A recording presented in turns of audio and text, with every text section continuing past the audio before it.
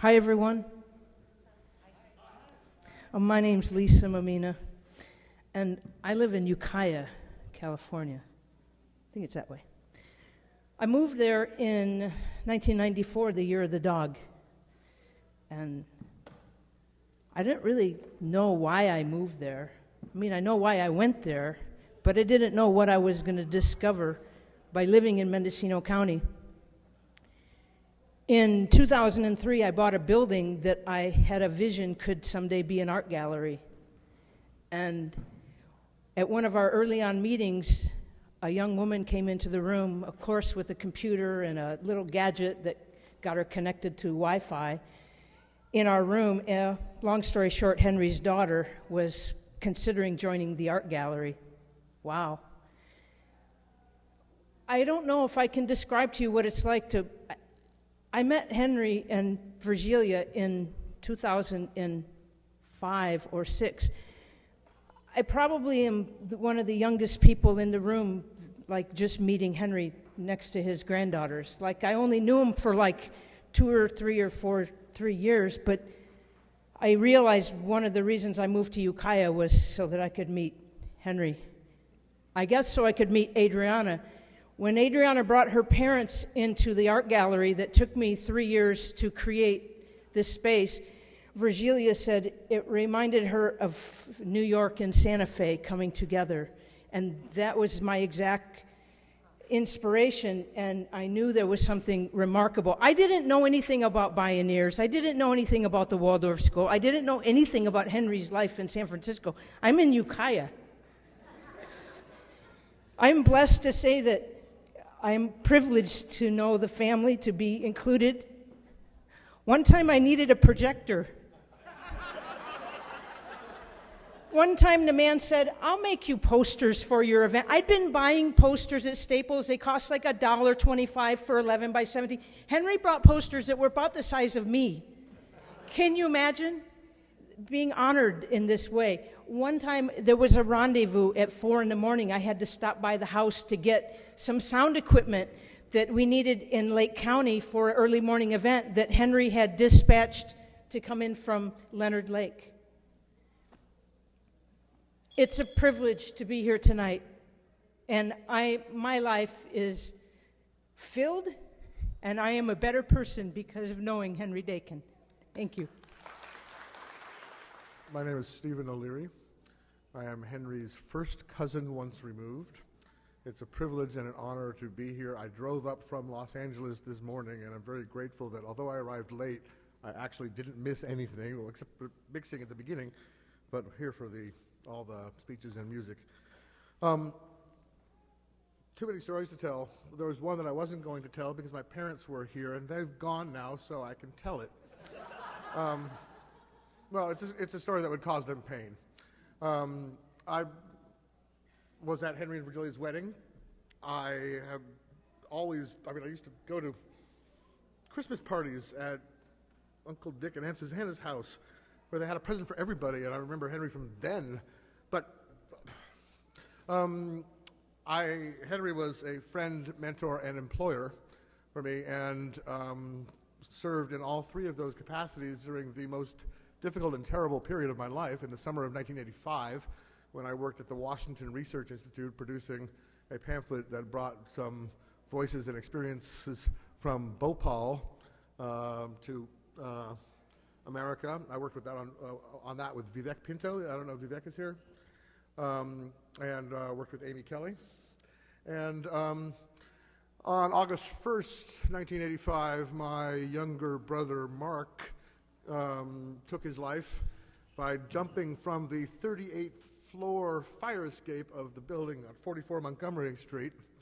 And I left the office to go look for it because he had run out of the house, and we went and searched all over, and we didn't know that he was already dead.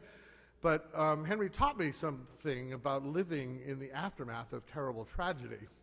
And everybody came up to offer sympathy and condolences and whatever kind of help they could, but Henry had, in his usual acute way, he knew of a need that I wasn't even aware of myself. And after the funeral and everything, and I mean, I drafted the eulogy, which I gave at the funeral, on his computer. After all that had settled down and everybody had come and said, well, anything I can do, Henry said to me, do you want to go to the place? And like, what?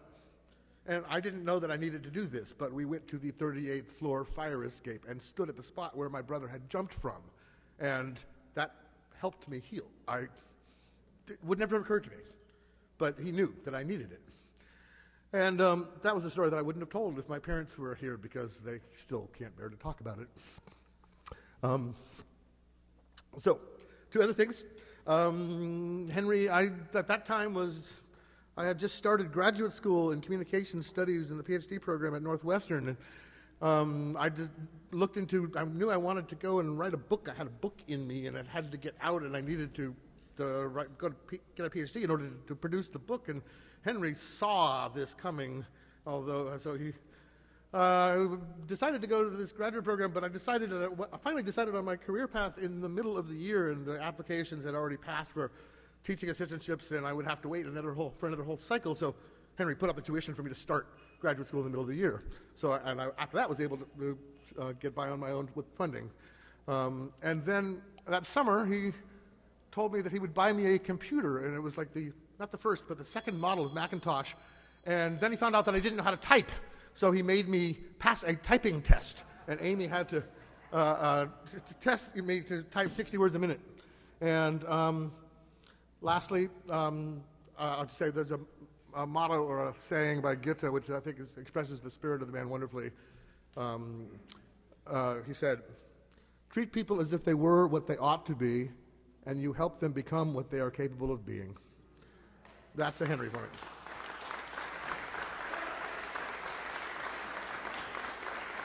I know my time is up. I think playing Family Privilege, just a song. 'Tis a gift to be simple, 'tis a gift to be free, 'tis a gift to come round where we ought to be. And when we find ourselves in the place just right, 'twill be in the valley of love and delight. When true simplicity is gained, to bow and to bend we won't be ashamed. To turn will be our delight, till by turning we come round right. Henry taught us all to turn, and I know he came out right. I'm Roger MacDonald. I was tickled to know Henry for 36 years and one day. Among other things, he and I shared a passion for precision.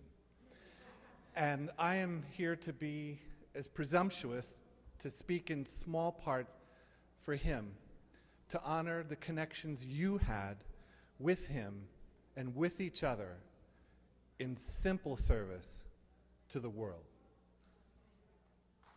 Well, hi, folks. I know most of everybody here. My name is Craig Larson. You guys know me. I had a distinct pleasure of working with Joel Schatz and Henry back in the early 80s and through the late 90s. And what can I say? Because I miss Henry terribly, right? Henry wanted to be able to communicate with Russia, and he figured out how to get a telephone line working. Right? All 24, Joel? 24, right? And we figured out how to put pictures between the phone lines, right? And Henry got excited about that, and it worked. We did concerts with Rolling Stones and Crosby, Stills and Nash using picture phones. And the important part here is, besides we did that, and it worked great, right, was that Henry provided me the ability, we did Joel too, right, develop entire industries. And my industry, he had me go do, see, you know how on your cell phones, you can see people now? You can watch TVs and movies like that, right? On your laptop computers, iPads, like that. Henry gave me the power to be able to follow the patents and make it possible for the entire world.